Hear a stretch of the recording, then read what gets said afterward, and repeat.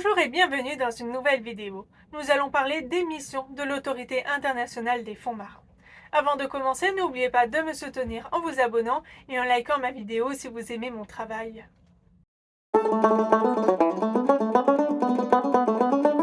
Le 24 avril 2025, le président des États-Unis Donald Trump a signé un décret visant à accélérer l'exploitation des minéraux critiques situés dans les fonds marins américains, mais aussi au-delà des eaux sous juridiction nationale, notamment la délivrance de licences d'exploration et de permis d'exploitation commerciale. Cela en dépit du droit international où l'Autorité internationale des fonds marins, l'AIFM, a compétence exclusive en application de la Convention des Nations Unies sur le droit de la mer. Dans cette vidéo, nous nous intéresserons aux missions de l'AIFM définies dans la Convention des Nations Unies sur le droit de la mer de 1982, mais précisées que tardivement par l'accord de 1994 relatif à l'application de la partie 11.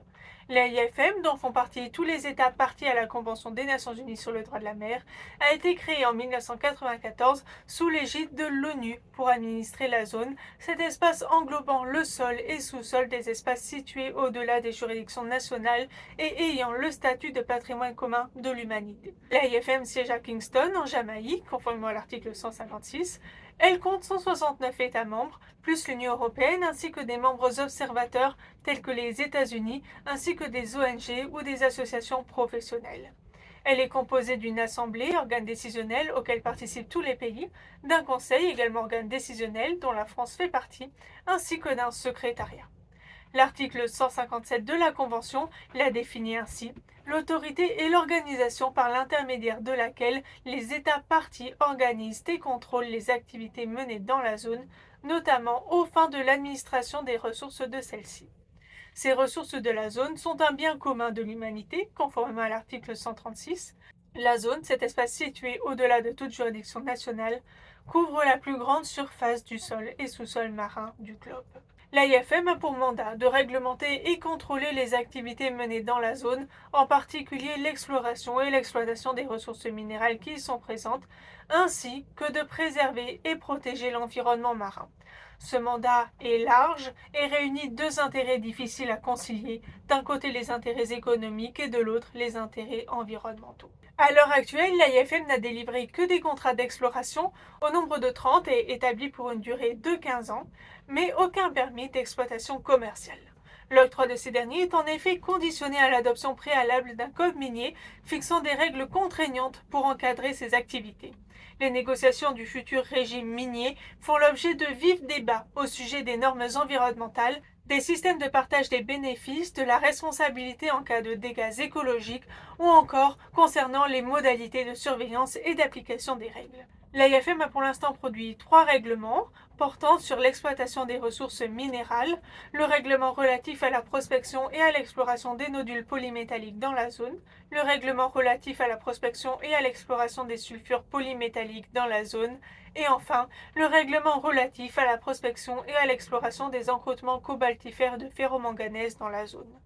L'État insulaire de Nauru et l'entreprise privée The Metal Company, TMC, ont annoncé en 2021 qu'ils souhaitaient utiliser la règle des 2 ans, conformément au paragraphe 15 de la section 1 de l'accord de 1994, afin de commencer à exploiter la zone. Cette dernière prévoit que si un État soumet une demande d'approbation de son plan de travail pour l'exploitation minière, le Conseil doit adopter les règlements et les procédures dans un délai de 2 ans. S'il n'y parvient pas, le Conseil doit approuver provisoirement le plan de travail. Cela permet d'outrepasser le processus normal qui est lent. Il nécessite en effet que l'autorité accepte le plan de travail et que ce plan de travail permette un niveau suffisant de protection de l'environnement via notamment des études d'impact. Même si l'interprétation du paragraphe 15 de la section 1 de l'accord de 1994 fait débat, cela fait pression sur l'AIFM pour adopter le code minier, AIFM qui s'est d'ailleurs fixé pour objectif de parvenir à son adoption d'ici 2025. Il s'agit d'une priorité diplomatique pour la France.